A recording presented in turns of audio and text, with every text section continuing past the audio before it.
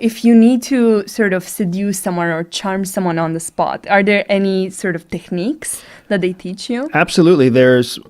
When you really, like we were talking about, when you really think about charm and seduction alike are both an emotional connection. Yeah. So I don't want you to think of it in terms of a sexual connection. Sexual connections are real and sometimes those exist.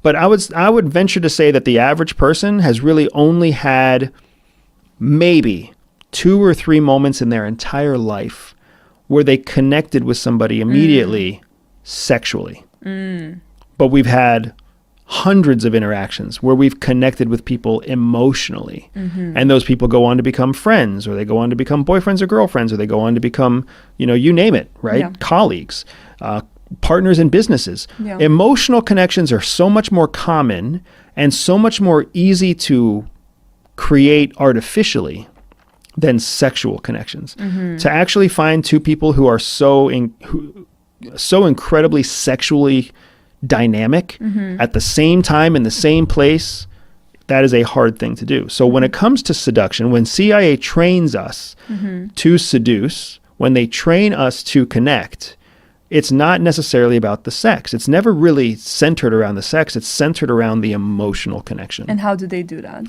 You can learn someone's emotional state in the moment if you use assessment techniques, awareness techniques, body language, verbal intonation. There's a lot of skills that go into it. It's not difficult, but there are skills that go into it. So you can understand where they are standing. Are they coming from a place where they are angry at their core? Are they coming from a place where they are comfortable? Are they coming from a place where they feel threatened?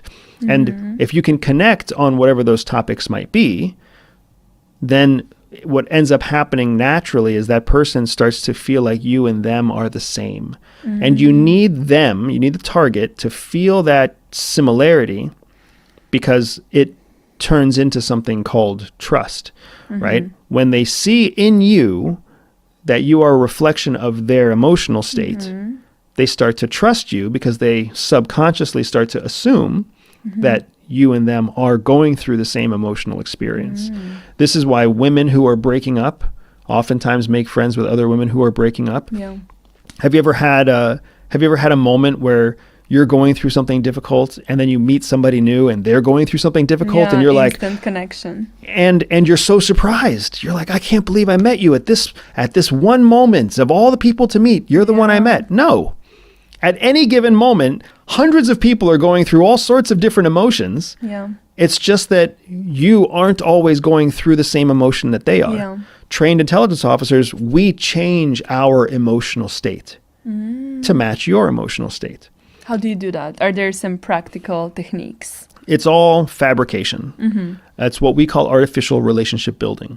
So as an example, if you and I were having a conversation and I wanted to get you to believe that I was in the same emotional state as you, first, I would ask questions. I wouldn't tell stories. I wouldn't talk. I would ask you questions. Where are you going? How was your day? Tell me how you felt about this. Tell me how you felt about that. I would validate your feelings. So if you were to say, oh, it's kind of a shitty day, it's gray, and my energy's low, I would validate that and I would say, oh, I agree. On gray days, my energy is always low too.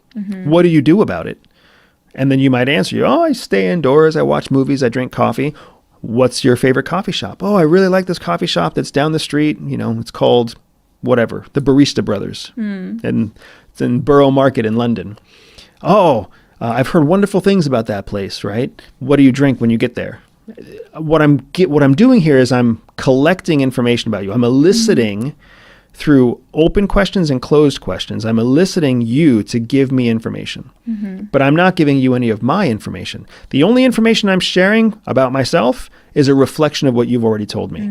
You like that coffee shop? I like that coffee shop. You get tired in the gray? I get tired in the gray. But because of the elicitation, because of the way the conversation is being structured, it doesn't feel like I'm just agreeing with you. And what is elicitation? Elicitation is a process where you indirectly collect information about another person, meaning you know that you're collecting that information. You know that you are presenting questions in a way that will elicit a response, but the person that you're talking to doesn't know that's what you're doing.